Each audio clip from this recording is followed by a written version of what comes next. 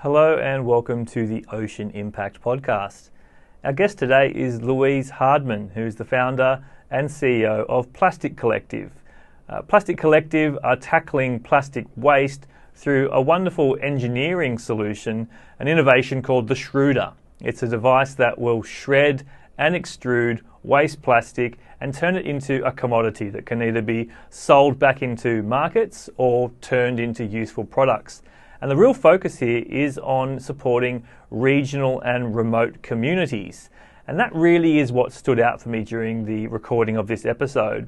Louise's passion for people really shines through. She shares anecdotes of what it's been like to take the technology into communities to identify people who can work in the waste management infrastructure and actually elevate their level in society around turning a problem into a solution. We learned that in the Australia Pacific region there's 4,000 islands, and on most of those waste management is really lacking. So I love to romanticize a future where technology like Louise's Shrewder, the Plastic Collective, are out there in remote, in regional communities and allowing us to take back this idea of waste as being waste. Waste is simply a resource waiting for a new purpose. So let's make sure we support people like Louise to do their best work. That's really what Ocean Impact Organisation is here to do, to help, support and accelerate great ideas that can have a positive impact on planet Ocean. I hope you enjoy this episode of the Ocean Impact Podcast.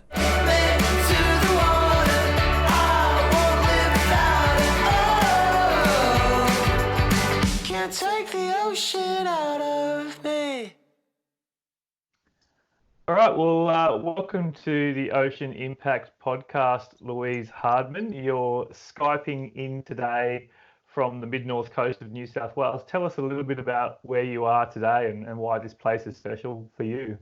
Yeah, they're lovely. Hi, Tim. Yes, I'm up at Red Rock, which is halfway between Grafton and Coffs Harbour on the river. On the coastline, I should say. So we have a river here that comes, goes right up into the estuaries. With a lot of boating, a lot of people that come here. Yeah, so Red Rock, Corindi River, sitting here admiring the views. The views and the bird song, and you were telling us a little bit about some of the species around there which are very fond to you. So tell us a little bit about some of those bird species that are found in this area. Yeah, Red Rock has been identified as a biodiversity hotspot particularly for bird life. So we have, quite a number of endangered species here. We've got the ground parrot in the heathland behind us. We've got the beachstone curlew just across here. Pied oyster catchers, black-necked stork, jabiru, heaps of stuff here. It's a really, really amazing place. Awesome. Okay, so Louise, you are the founder and CEO of Plastic Collective. I wonder if you wouldn't mind opening up the conversation with a little bit of a chat about what Plastic Collective is, what are the problems it's trying to solve. Give us the feel of Plastic Collective. Yeah, okay. Plastic Collective, I started it roughly 4 years ago, and with the idea to stop plastics going into the ocean. What I found was 25 years ago, I was doing a marine turtle research, and we found a turtle that had ingested lots of plastic and slowly died over 3 days. So this was sort of my big shock moment of, finding a turtle in a national park, marine park, which was a very pristine river, but it still collected all this plastic in its gut while it was eating the seagrass. So that was sort of my first big lesson, to realise that this plastic moves around once it's in the ocean. So nowhere is vulnerable. I mean, nowhere is immune from this pollution. So that was why I started that, with the intent to stop plastics going into the sea. And so basically the idea is, if we create value out of waste and turn it into a resource, people will not throw it away. They'll harness it because it is a resource, it's worth something. And then that will prevent pollution. So I started developing a solution that will turn the waste plastic into a resource, particularly with a machine that shreds and extrudes it into products, and it makes it viable for communities to use, and also making the equipment and the tools available to remote communities who generally have no resources to do this sort of stuff. Great. And so this technology, the shrewder, how did you go creating it, and how many units are out there now actually in operation? Yeah, so at the moment there's 5 units out there. We did 3 pilot programs, one in the Whitsundays with Eco Barge Clean Seas, one in Bali with sea communities, and one over in Borneo with Reef Check Malaysia. So they're all marine focused conservation groups that have set this up. We piloted the projects there, did the training, education, empowering the communities to be able to use the equipment and understand plastics. And from that, we learnt a great deal, and we've sort of adapted our project now to sort of change it and scale it up in a way that's going to be even more practical. And so that's where we're up to right now. Great. And so the technology itself, run us through that. I know there's been quite a flurry of activity around devices to shred and machines that are open source that you can build yourself. So tell us a little bit about how the Shrewder sort of came to be and the technology behind it. Yeah, so it was early 2016 that I started searching for mobile recycling equipment, small mobile recycling equipment. I couldn't find it anywhere. Then I saw Precious Plastic site, saw Dave Haken's the plans that he'd done, contacted them and said, can I buy some of your machines? And they said, no, you have to make it yourself. And I went, oh, I don't really want to make it myself. I'm a zoologist. So they said, oh, there's the open plans, which was great. So I took these plans to engineers and asked them to make it. They had to redesign the plans quite a bit for it to be, safe, good, reliable. So we built a prototype machine, put all my savings into that because I kept breaking it, as you do, because plastic is quite difficult to shred. And then after about a year, I went in a startup competition. One of the judges was an environmental engineer, and he actually awarded me with the grand prize for the startup and asked me if he can help me commercialize the business. So he sort of took the machine, made it all like super robust and super strong, because basically what I had at the time, he said that will last 1 month when you get it into these remote communities with all the salt water, ants, all this other stuff. So he sort of brought his engineers, redesigned it all and made it very, very, very good, very robust, strong and safe. So that actually took a good 2 years to do that, and a fair chunk of money as well. It wasn't as cheap as we originally thought, but we got there in the end. Okay, so sounds like you've done sort of most of the hard work. Now you've got a product that is 5 units out there, and sounds like you're pretty much ready to scale. Tell us a little bit about what this next phase looks like in terms of scaling the project, and how many communities would you really love to see the product and this incredible service to help people put a value on waste plastic. Tell us about that. Yeah. Well, we're actually we've recently got a grant to do more R&D. So we still have another section to go. So what we found with the pilot programs, a number of things occurred. Number one was that most of these places do not have good workshop conditions. The place in Borneo, we were literally working in what looked like a bomb shelter with no windows, rain coming through, cows walking in and out. And it was the most secure place that they could get. So, it does cost. It's difficult for them to sort of allocate a workspace that's safe, dry, and reliable. So the workstation was number one. So we decided we're going to containerize it, put it in a shipping container. Number two was the electrics were quite poor in these communities, and the power supply was very unreliable. and like the Borneo place, they have generators that work at night, but during the day they have no power, you know. So, well, sorry, they have solar at night, but during the day they have to run generators. So we decided that if we put the equipment in a container, we need to put all the electrics in the container, but make it off grid. So it has to have its own power supply. So we're looking at solar and generator options. And the third major thing was the shredding capacity of our small machines, which are run off single phase power, was quite low. Like we were doing between 5 and 20 kilos an hour, which to make it economically viable for these communities to employ people, to sell the shred and to, you know, make profit on it, that wasn't enough. So we've had to upgrade the shredding capacity. So, and to do that, we have to upgrade the power supply. So that's where, with the grant we've recently got, we're researching a number of components which we will put into these containers, including upgraded shredding, but we're also looking at a range of products the communities can make for themselves that are most useful to them. So whether it's agricultural products, building products, you know, whatever it takes. We've got, the university is researching product development and the most practical, affordable way to integrate equipment stack in the containers to do that. But then on top of that as well, we've wrapped it with a lot of things.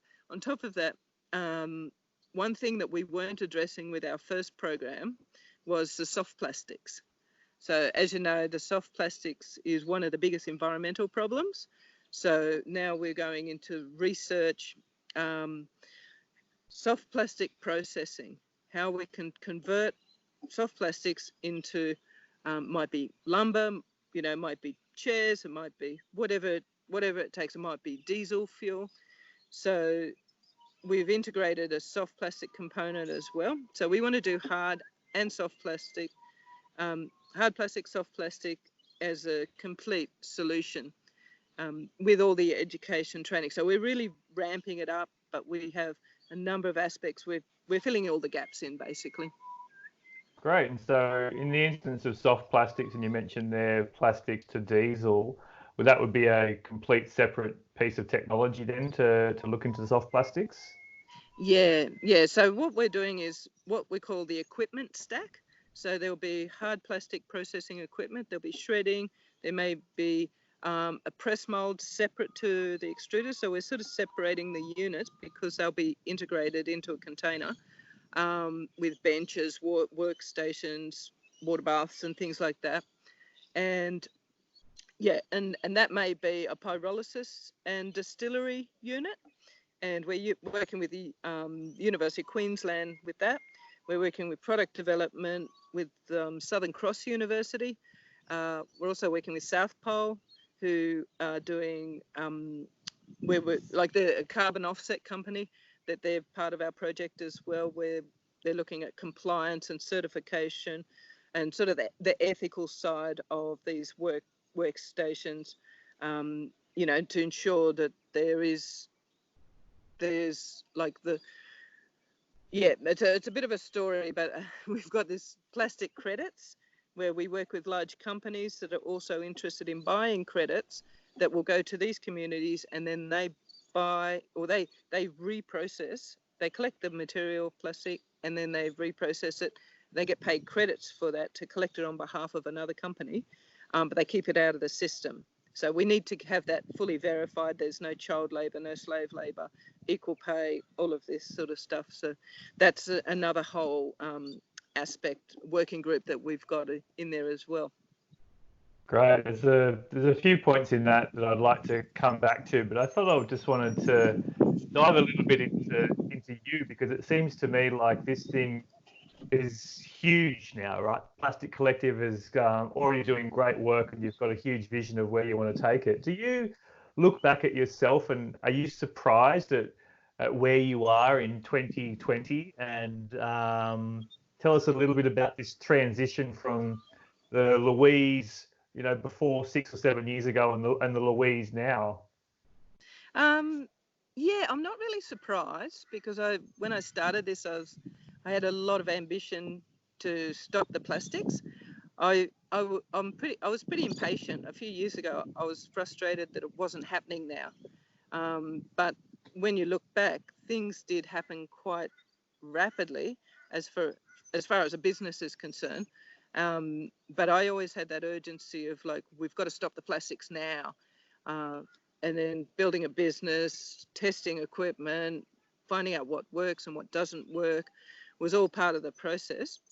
So yeah, for me it was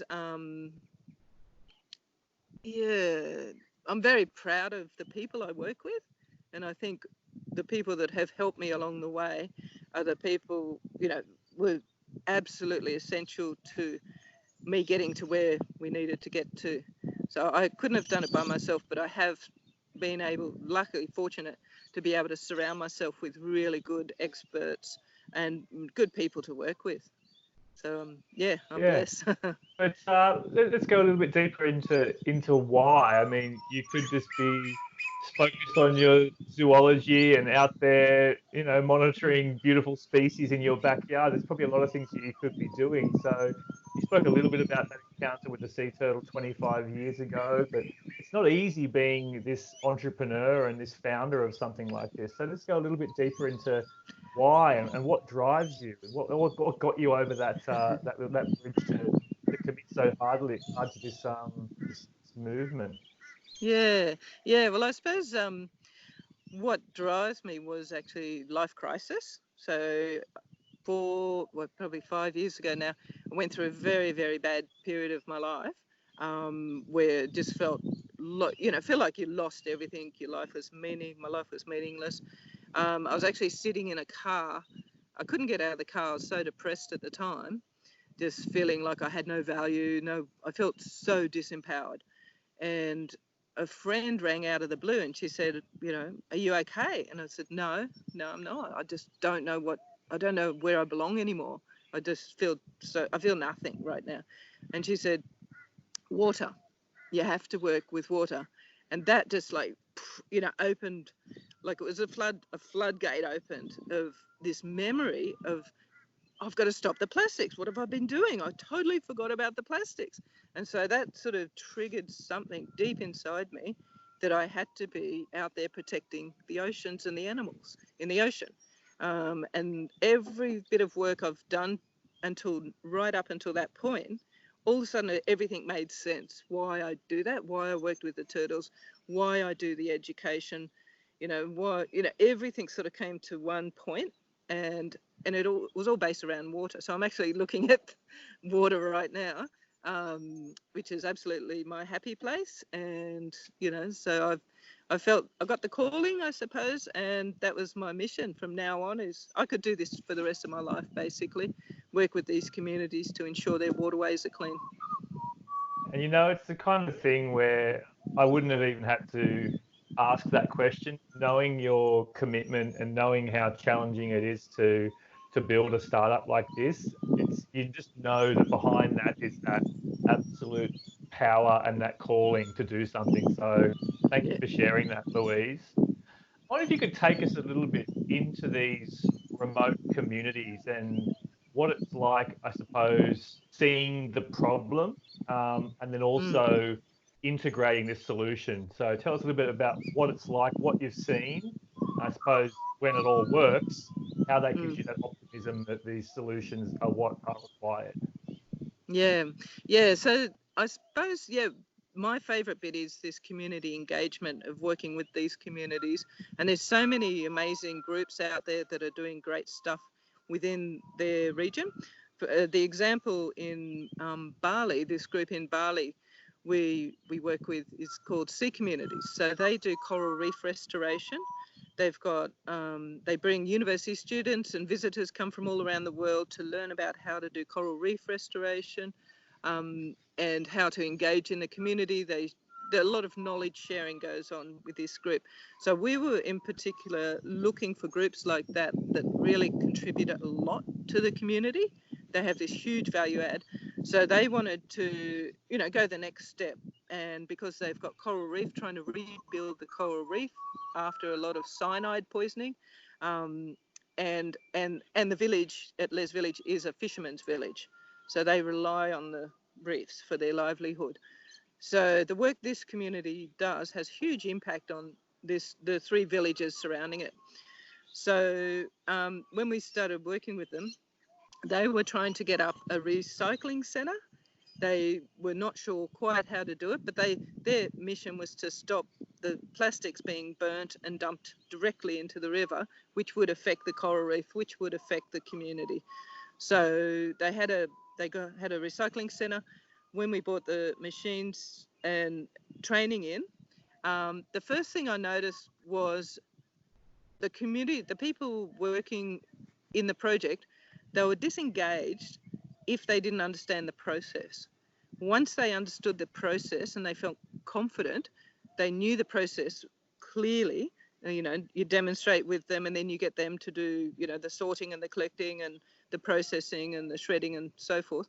Once they understood that, they had immense pride. So you'd go from this feeling shame to feeling pride. And when you see that switch, then that's the empowerment that, we were looking for. And that's the bit when you see them holding this bag of shred that they're about to sell for $50, for a couple of hours work, they're just over the moon. So, that's my favorite bit is, seeing, eliminating shame and sort of that feeling of like, oh, they're just working in a trash place, to bringing it into pride that they are the shining light of the town, where all the ministers are coming to look at this new centre that is a resource recovery centre. It's not a waste management centre, it's a resource. And then all of a sudden their status in their heart goes right up, because they feel like they're contributing so much to community, their families and so forth. And it's really quite amazing seeing that. But I'm more amazed at the ability of these community groups to adapt and learn so rapidly, and they're so creative that they just need to know the process. And we need to provide safe, workable conditions, equipment, and then they're off and running. Can it work? Can it solve the plastic pandemic? The value on plastic approach? Yeah, absolutely. So what we do is we're not just recycling. So the education, I've got 6 education and training modules. One of them goes into the schools. It's called Turtle Ed. So it's a program that teaches the students that plastic is a resource, but there are plastics that need to be eliminated because they're toxic. And so we do follow the Ellen MacArthur principles of eliminate toxic plastics and harmful plastics, substitute unsustainable plastics, and recycle or circulate what you can recycle. So the 3 main ones that are PET, HDPE and PP. So with that in mind, this education program teaches kids to bring in clean plastic from home, treat it as a resource, and then they get a reward for it. And then they learn all about ocean gyres, microplastics. They get that holistic view of what rubbish, if plastic is thrown away and becomes waste, what it does to their community, what it does to their health, what it does to the animals. And so that's a really beautiful program that sort of sits at the front end of our training.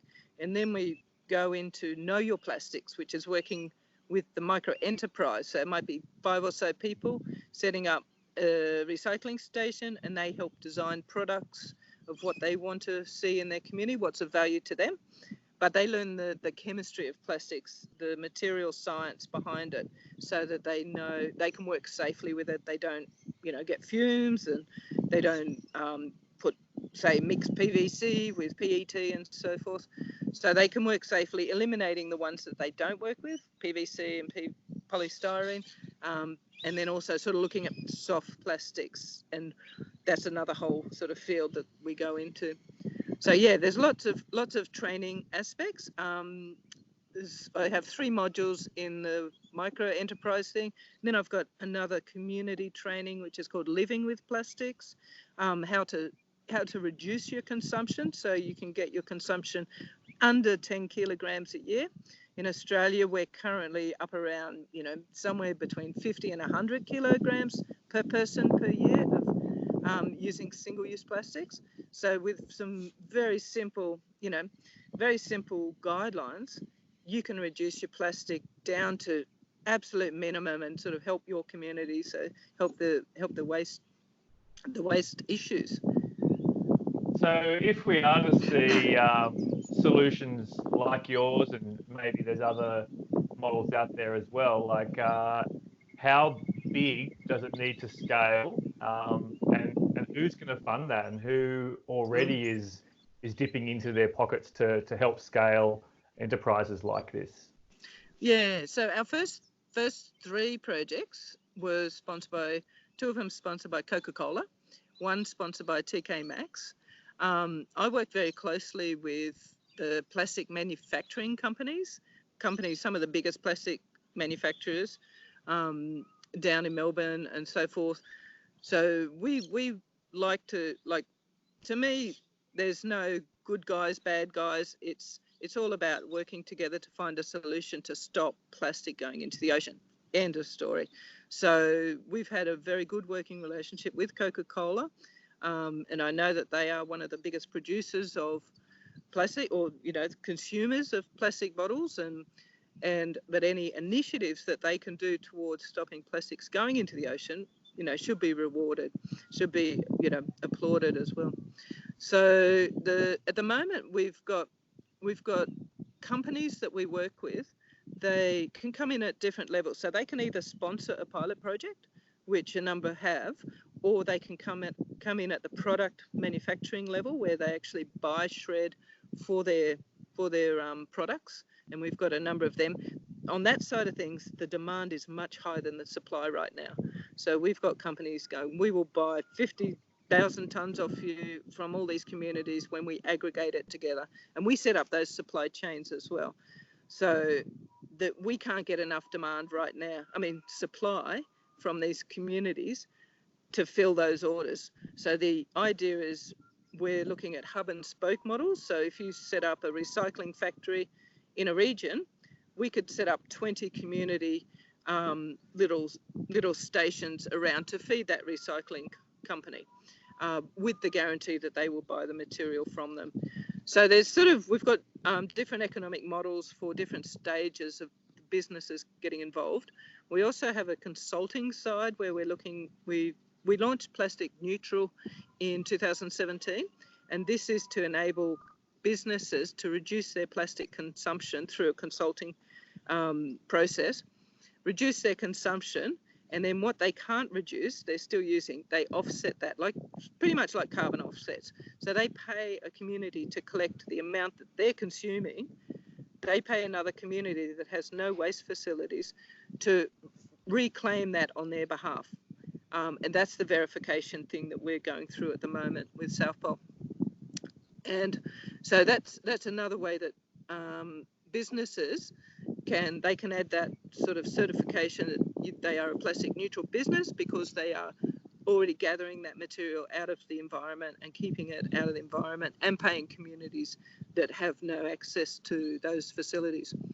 So yeah, there's a number of different ways businesses can get involved, but we've had great responses from big businesses, basically, small businesses, large businesses, cosmetic companies that want to have recycled content in their bottles because they're making organic face care creams, even toilet paper manufacturers that offset their plastic covering because they have to use, it's very difficult to make toilet paper and in cardboard boxes because it absorbs water. So, they have to use a certain amount of soft plastic so they can offset that and help other communities recover the materials.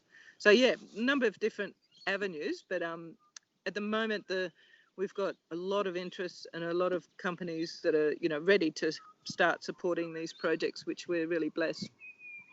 Great. So a lot of your support now and into the future, looking at coming from the private sector, and particularly corporations that have a significant plastic footprint and might be obviously looking for those means to offset. But I guess the other part of that is the growing demands for companies and huge claims out there to bring more recycled content into their supply chain. That's where you mentioned, obviously, at the moment, the demand is very, very high, and the supply is what's really lacking. So, yeah, what's it going to take, and how much infrastructure do you think Plastic Collective will have out there in 5, 10 years' time, and what other players are going to get out there as well in order to aggregate enough so that we can actually bring so much ocean-bound and recycled material into the market? Yeah, so we're looking at the capacity of these units will be around about 145 tonnes a year of material they can process. So that generally, depending on the consumption rates, generally is about 30 to 40,000 people that will cover. And we are in discussions with regional councils as well, remote communities that have no access to any or the cost of transport is really high for them. So we are looking into regional councils as well and different governments. For example, there's we're working with a really innovative company that does compostable nappies. So linking that sort of collaboration with companies like that to solve problems in places, say Vanuatu, that has a lot of problems with nappies. I think they're putting a ban on plastic nappies soon. So yeah, there's a lot that we can do in government, councils and businesses as well. So yeah, at the moment we're sort of exploring a lot of options, and also working with universities. We've got a number of really fantastic good universities that are doing particular research projects that link into this bigger picture. So for me, it's this huge collaboration, and like I originally wanted to call my business Collective Effervescence, which my daughter said nobody can spell it, let alone say it. So it's a sociology term meaning the energy produced by people working together. And that's sort of what I initially saw this collective was all about, was people coming together for the same cause, and then you have this exponential amount of energy produced by it. We did have to shorten it to Plastic Collective, but that collective concept is there, that people working together, collaborating, not competition, but collaborating and helping each other, and that's how I think we're going to solve this whole problem. But I think just jumping back to when you said, where do you see this going? I see there's over 4,000 islands out in Asia Pacific region that is producing 11 million tonnes of plastic at the moment that is not being collected. It is 100% leakage going into the environment. It's not being accounted for in the stats. The stats are all around the rivers, the 4 major rivers. Nobody's counted the islands. So that's where I'm focusing, is these remote communities that are sort of left out of the picture. So if we can get units out into every island, every community, then it's going to go a long way to sort of solving the problem. And we want to make it so scalable and these units so affordable. That's why we've got this research component going on now to keep the price down, to keep it accessible for everybody. Wonderful. Well, I love that conversation there about effervescence, and it's a good segue, I suppose, to talk about 2 aspects of that. One, I suppose, is the breadth of challenges that our oceans face, and how you're seeing this collective unifying around, SDG 14, life below water, and a lot of emphasis on how we can really create an abundant and sustainable ocean.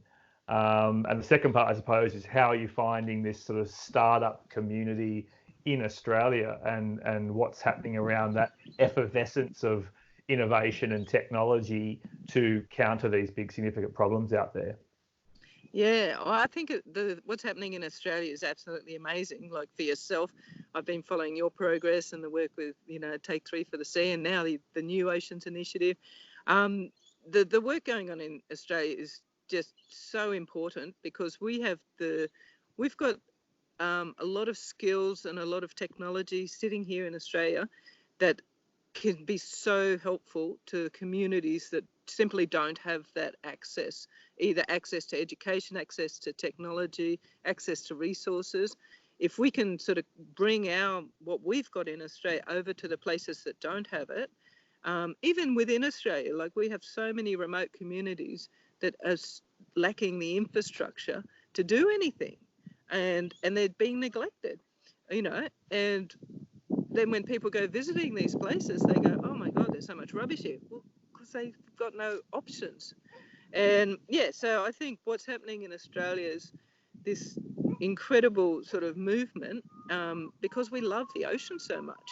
It's sort of like we're all water babies. We're all grown up in the ocean, swimming since we were babies, surfing, diving. To us, like the ocean is life. And I think the work that everybody's doing around that is we're supporting each other, we're encouraging each other, and it's just awesome, absolutely awesome.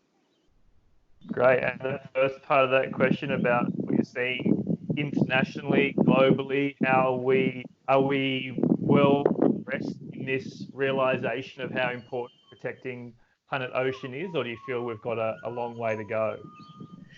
No, I think we've got the knowledge is there. The knowledge and the willpower is there to do it. We do need more backing from the system, from our infrastructure, from our councils, from our governments, from businesses are quite on board with this, but because in Australia we do have quite a dispersed population, bringing that all together, like I work in a very remote regional area, so often to get support for us out here is very difficult. So we have to go to the cities to do the conferences, to do the meetings, to meet people that are working in this space. But I think after going to the National Plastics Summit, the general agreement was that there is a big gap in the system. You've got the grassroots communities are doing fantastic stuff. Like if you go to the beaches around here, they're all clean because all the locals pick up material they take through. They keep their beaches clean. You go to remote communities where no one's walking along the beaches, there's stuff all over the place. And whereas so the grassroots groups are really good, are really strong. People have got a great awareness and great education. And then the businesses, like the technology is there to do the recycling, to do the resource recovery. It's there. We've got that. We've got these fantastic industries ready to go. It's the bit in between we're lacking. So it's getting it from the communities to these places and supporting those businesses to establish their resource recovery, or, to deal with the problem that we've got right now of all the national sword policy, which, good on China for not taking all the foreign waste. We have to look after our own waste, and we have to turn that mentality from waste to resource. And I think the government really needs to step in now and address that, and be part of that solution, because we had the Senate inquiry in 2016, a lot of great around marine debris, which was, they said was one of the most pressing issues in Australia. A lot of those recommendations weren't followed through. Some were, not all, a lot weren't. And, there's been recent Senate inquiries as well about the waste industry and what we need to do to sort of really get it moving. And I think it just needs to be, it needs that input now, that system, whether it's the councils having a standardised methodology of dealing with people's material, whether it's reducing the toxic materials. Like for me, the fact that we're still using polystyrene in food containers is just beyond me. Like, well, I don't understand why we would be doing that, especially in coffee cup lids, when it is a toxic material. Other countries have banned it. So there's a lot of things that we can be doing, and there's experts out there that know what they're talking about. And it just needs the governments and the federal and the state government and the councils all need to sort of come together and have a combined approach of dealing with this. I'm going to attempt to sort of reiterate the missing pieces there. So the grassroots side, fully on board. I say that, we've won the hearts and minds of the masses. And then we Yeah. have at the other end of the spectrum this clear intent from government and multinationals that they want to see massive improvements, but then there's this void in between. So how would you clearly then define what's lacking in this void and what needs to change there? Yeah. Okay. So part of the void is closing that loop and finding that circular economy piece. So a number of companies at the conference were saying that they need to have risk. They need risk proof. So they've been hurt before where industries were shut down because waste material was sent to China, and so they had to close because it no longer became viable. So they're cautious about sort of going the next step and setting up these recycling facilities or resource recovery centres because of the potential risk of it collapsing again, and not being supported by government, or not being viable. So the other side of thing is like getting the community, getting the people to understand that recycled plastic products will go a long way to sort of closing the loop. And if we're looking at, say for example, I'm sitting on a table right now that's made out of wood, and often they soak the wood, particularly in playgrounds, with arsenic. Frames and houses got arsenic in it. If you were to do plastic composite lumber, that will last forever, doesn't need any treating, and it's incredibly durable. And there's a lot of companies in Australia, well, there's companies in Australia now that can produce that, but councils still go and buy the wooden benches, and paint it and treat it and stuff like that. So if you've got this increased awareness of how to close the loop, how to provide that pull through effect, then that's going to help businesses immensely. Right. Yeah. And just for those of you listening, the National Plastic Summit was Australia's first real gathering to look deeply at the future of our relationship with plastic, and particularly stemming the tide on plastic pollution recently in 2020. Yeah, okay, we're going to start to wind up our great conversation today. I've found it really enjoyable and enlightening. So maybe just tell us a little bit more about what next for you and what next for Plastic Collective. Yeah, okay. So this year we've got what we're calling our shrewder recycling stations. We're developing them. We're piloting them in some remote Aboriginal communities, and we'll be seeing, what works, what doesn't, and then integrating the 8 different working groups into that. So we're really looking forward to sort of working with a number of organisations. We have about 30 people working on this project right now, which is super exciting considering like when I first started it was just me. So I'm really, really proud of that fact, and that we're bringing something back into the community, and particularly in Australia too. I'm really proud that I can be working with some remote Indigenous communities, which I've always I've got the greatest respect for, with the caring for the country, caring for land, looking after the environment. So I want to support that as well. So yeah, I'm integrating sort of education into it, trying to get this into schools as well, as far as education training projects. So kids can learn about plastic resource, as opposed to plastic waste and pollution, how to flip that around in people's mentality, and how they look at the world. So there's lots going on, but with everything happening right now, I think it's important that we sort of stay positive and try to look for empowering solutions, things that will empower us to make us feel like we haven't lost control. Like when I had that feeling of like feeling so lost and disempowered, the whole purpose behind setting this up was to empower myself so I could help others. And so to do that, you have to look for the solutions. Not focusing on the problem, obviously be aware of the problem, but focus on what is the solution and how you're going to fix it. And just, it's almost like we're always in beta, we're always learning, and we're always trying to make things better. So we've never got to a point where we go, oh, that's it, that's the perfect training program, that's a perfect solution. We're always learning more and more and more as we do more projects. Yeah, and I just want to keep it that way. I want it to keep evolving and keep, collaborating with people and learning more as we go. Well, I certainly find you very inspiring and very empowering, Louise, and I'm sure many others do.